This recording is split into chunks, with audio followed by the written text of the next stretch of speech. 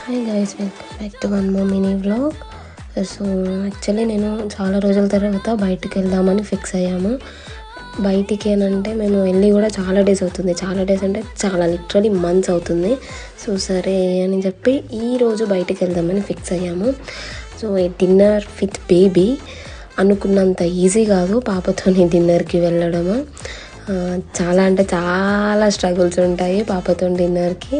So మేము ఇక్కడ ఏమంటారు వరల్డ్ కిచెన్ బఫెకి వెళ్ళాము.